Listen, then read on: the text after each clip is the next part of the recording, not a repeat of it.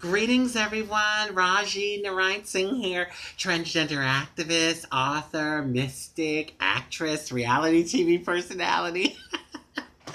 And beyond all of those labels, human being, Homo sapien. So, with this pandemic, I've been doing a lot of things around here at home, staying active, of course, online with my different groups via Zoom. And, watching some movies on Netflix, just a lot of different things.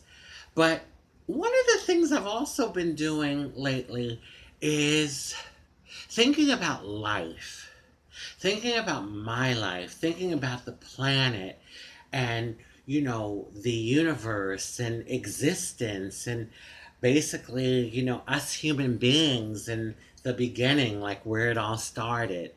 And I was watching Wendy Williams the other day. It was a rerun, but it was new for me because I hadn't seen him. And the uh, scientist, he has his own show on National Geographic.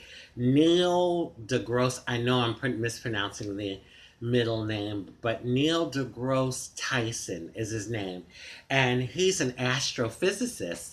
And so he was on the show with Wendy, and so Wendy was like, oh, I love you, and you make science really fun and everything. But she asked him, like, so is the world ending? So he looked at her and he's like, oh, yeah. Yeah, the world will end. He said in about 500,000 years. I was like, or wait, 500,000 or five? No, I think it was 500 million or billion. I can't remember the exact number, but a long, long, long time from now. He said, what's going to happen is the Earth and the sun are going to get too close. And basically, the sun's going to start boiling the oceans that we have here on Earth, and the Earth will basically be incinerated. But Wendy was like, well, how is life going to be for people that are here at that time? So he said, well, she's like, is it going to be hot? He's like, yeah, if the oceans are boiling, it's going to be pretty damn hot. So, but he says, will we as human beings, will this planet even make it to that? Because he says there's so many other things that could end the world. He says we human beings could, end our own selves and the world, the planet, through nuclear, means. There's the icebergs melting where the world will be flooded over with water. I mean, there's so many different things. But then I started, like, I went on YouTube and I was like looking up some of his videos. And then I started thinking about like where we came from. And, I came across this video. It's so good. I recommend it. It's called The Journey of Man, a Genetic Odyssey. The Journey of Man, a Genetic Odyssey. It was so good. They really laid everything out in regards to us as Homo sapiens and where we began and how, as time went by, we branched out into the whole world, into the globe. Now, it's interesting because it deals with our blood. Basically, that's the genetics connection and how they can link it back so far. Well, honey, we're like 400,000 years old. That's how long we've been on this planet as human beings. There's bones that they found that are really old, and like again, I said with the bloodline. So, and then in 50,000 years ago is when the human being Homo sapiens started to venture out into other parts of the world. So anyway, this is before race. This is before we even had names for the names that we have now for the parts of the world. So the first human beings, the way science is showing it, is that they were from a part of Africa. I think it's Namibia. Um, but it's the San Bush people. They're the Bushmen or Bush people in this remote village, and it's something because these people, you see like different features that you'd see around the world. Like they have the slanted eyes, like the Asians.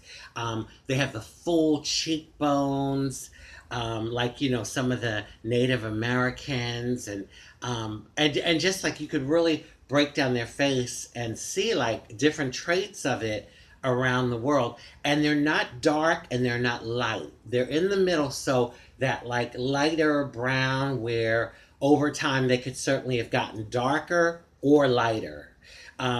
So anyway, they explain that there was a first group that left this area, and oh Lord, I want to make sure I'm saying oh, look at my hair. Is it okay? Yeah. Honey, if I lived back then, I don't know what I would do with myself. Oh dear Lord. Oh, the grooming must have been horrific. And I'm such a foo-foo girl. I love taking my bubble baths and all of that. Oh, please. It was probably horrendous.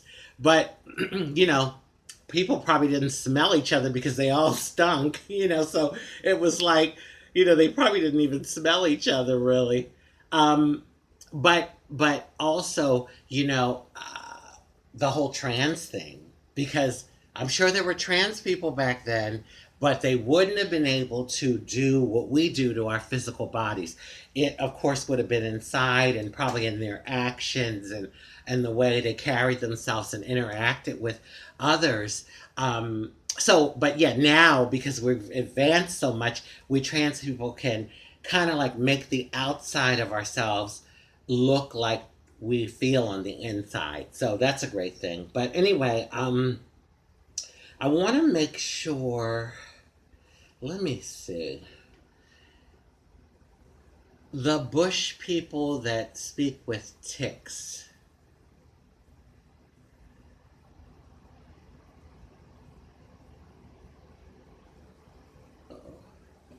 The San Bushmen from Africa. According to YouTube, the San people, also known as Bushmen or Basarwa, are members of various indigenous hunter-gatherer people of southern Africa whose territories span Botswana, Namibia, Angola, Zambia, Zimbabwe, and Namibia. Thank you, boy. I tell you, our technology is fantastic, okay? Because you can just grab your phone and Google stuff nowadays. So anyway, Namibia, and they are the Sand people, the Sand Bushmen, and that's where all human beings on the planet trace back to via the bloodline, the DNA. Now, the oldest person was found there about 9 years ago in 2011. The oldest bones, the remains. And so, anyway, these people, they started to venture out about 50,000 years ago. And they ventured out in one direction and they traveled and journeyed all the way to Australia. Hence, you have the Aborigines. Now, the guy in the documentary, he was having a conversation with with some of the Aborigine people, and they were like, "No, no, no, we are from here. This is where we were created, from this land. We are from here." But interesting, he let them talk, and he didn't disrespect their beliefs, but the science shows that they're not, because their blood was taken and they have genetics from these bush people in Africa. The bush people in Africa don't have the genetics from these people in Australia, the Aborigines. So it shows that, the bush people in Africa would be the original, because they have no remnants of or trace of the Aborigine blood. So anyway, so that's where they first went. Now, it was back then, the planet looked very different. I mean, it was like continents were connected, and the waters weren't as high at the time. They were able to kind of walk, a lot of the journey, most of the journey. There was only, I think, about 150 mile stretch of water, which was also amazing for those times that they were able to get over to Australia. But they went through India, and they went to, in the documentary, they went to this part of India where these people, it's amazing, have a bloodline back to the Bushmen people, the Sand people in Namibia. And am I pronouncing that right, y'all? Oh Lord. You know what? I'm gonna tell you. This has been wonderful for me because the Sand Bush people of Africa. According to YouTube, the San people, also known as Bushmen or Basarwa, are members of various indigenous hunter-gatherer people of southern Africa whose territories span Botswana, Namibia, Angola, Namibia. Zambia, Okay. Zimbabwe, and Okay. South Africa. Okay. I'm pronouncing it right. Um, I try to be as articulate as possible. I'm a trans woman, and a lot of times we're stigmatized by society, but some of us are kind of intelligent, okay? And so anyway, so it stemmed back to the Sand Bush people. All right. Then some time went by, like we're talking like a few thousand years, and then another group ventured out, and they ventured towards Asia, the part of the planet that we call Asia now. Because remember, when people, when non-black people say, hear that, oh, we're all from Africa, they get into the whole thing of race. But remember, that was before there were even like designated races. The races came about through these people leaving Africa and the part of the globe that we call Africa now, and venturing out. And then over time, because of climate and the environment and all of that, the features changed. Some got lighter. Some, if you look at the Asians, and then you go to the Asian Indians, and all the different looks. And it was because over time, because of climate and the environment, these changes took place. That's when we get into the whole race thing, okay? The different types of looks and races. But this is before any of that. So, if people can wrap their minds around that, because we're talking a long damn time ago, 50,000 years. So anyway, so those people became like a lot of the Indians from Asia, the Chinese people, and that part of the world. And then there was another group that left, and they then went straight over into Europe, the part of the planet that we call Europe now. And so after that, the last part of the globe that we Homo sapiens ventured to was Canada, North America, Central America, South America. And those people ventured from Asia. There's a part of Asia called, oh God, Kurdistan, I think it is. Something Stan, not Pakistan, not Afghanistan. I think it's Kurdistan. And these people, it was a group of them, and they said, during this time, it was the Ice Age. Big time Ice Age, where it would have been absolutely brutal to travel that far walking. But they did, and they walked into Canada. And these people then became like the what we know as, well, Eskimos isn't the political right word to call them now, but the natives of Canada and Alaska. I'm sorry, Alaska, Canada, yeah. So it was only like, they said about 10 to 20.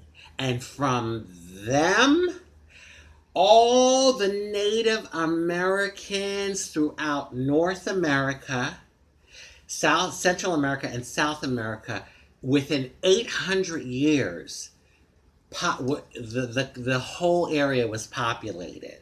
So it was just so interesting. And, I'll tell you, I'm a spiritual person. I'm not religious. When you hear all of this stuff, it definitely contradicts the religious stories that many of us know and go by. The biblical stories, the Quran for the Muslims, Hindu mythology and the Hinduism, all the different stories. But this is how I look at it. These stories, a lot of them are metaphors to life. And I think that they definitely had a place in our evolution as human beings, because one thing that I would say it did was it made human beings kind of be able to say or have a concept of right and wrong, wrong and right, and, morals.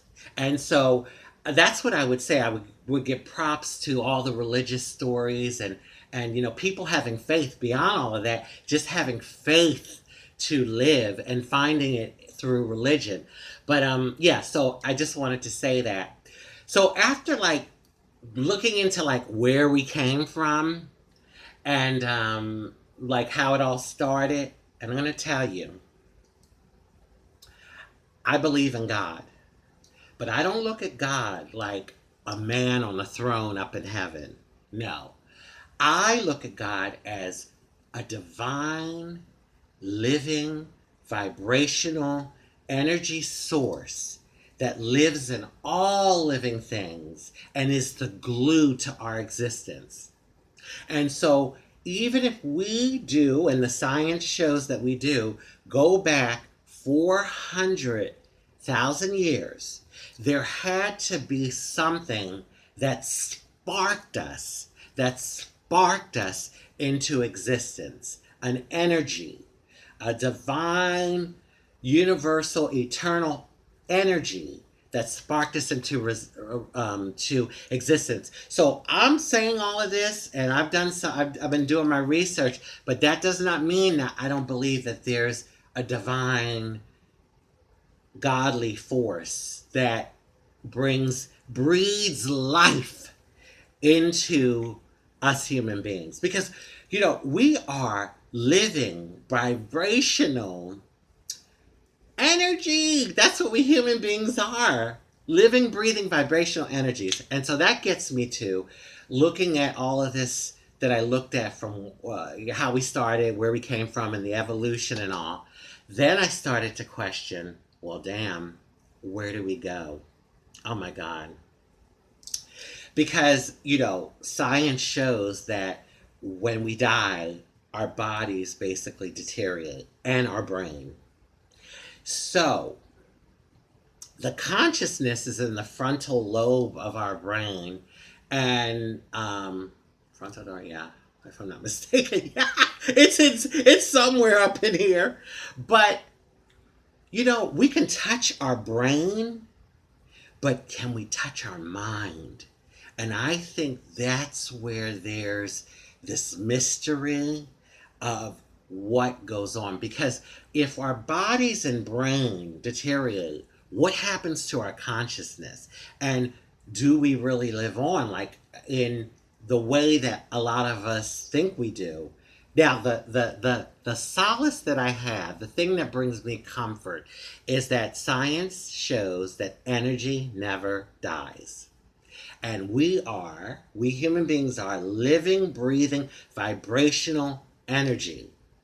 So, in that sense, we are eternal. But wouldn't it be great with the minds that we have to maybe be able to create the heaven that we wanted? Like, if we can take our consciousness, if that lives on in the energy, like, the maybe that beautiful meadow, that you just play in for eternity, or, a beautiful beach scene, or someplace that you loved here on the planet, like maybe your Aunt Norma's front porch that you just always loved and brought you comfort. You see what I'm saying? Like that whole thing of creating our heavenly experience, or our after this life experience. So, okay, I know I said a lot today, y'all. I tell you, you gotta watch it, because this stuff, I found myself getting so out there, like into it and out there, and like really thinking about all the different aspects, that it can be mind boggling, you know? But I don't know. I'm here as a human being right now, living my life. And I think the key is that we all find that thing or the things that are important to us. For me, a lot of it's been my activism for the LGBTQ community, and also just spreading global love, like love of one another as human beings. That's one of my main purpose. I connect with that, and that's my main purpose. But what I'm saying when I say all of that is that and whatever your purposes are and whatever your goals and aspirations and the life that you have, it is a piece, and it adds to this great, spectacular, infinite, oh my God, existence that we are a part of. On that note, love, peace, good health, prosperity, and many blessings.